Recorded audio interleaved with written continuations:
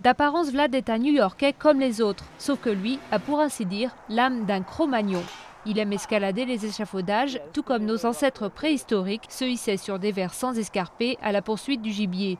Comme d'autres convaincus, il imite la vie des hommes des cavernes, selon lui plus saine. Nous reproduisons la manière dont nos ancêtres faisaient de l'exercice.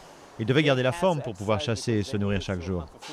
Vlad vit en style paléo, comme dans Paléolithique, une époque où les hommes vivaient principalement de chasse et de cueillette. Les adeptes du paléo pratiquent des exercices intensifs et se nourrissent uniquement d'aliments crus, fruits, légumes, poissons et viandes, selon eux plus adaptés à l'homme que les graines ou les céréales.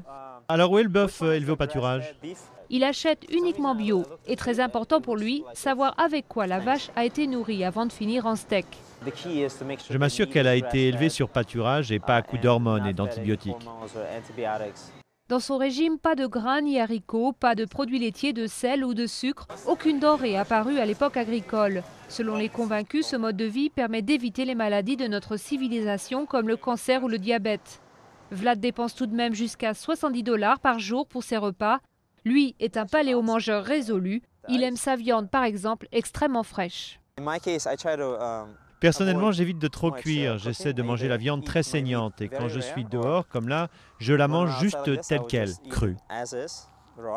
Pour les sceptiques, ce régime paléo omet les céréales complètes, pourtant bonnes pour le cœur, ou les produits laitiers riches en calcium. Vlad lui considère que les préconisations officielles en matière de nutrition sont fausses et entraînent en fait une surconsommation de glucides et de produits à base de maïs, ce qui explique selon lui pourquoi il y a autant d'obèses aux États-Unis.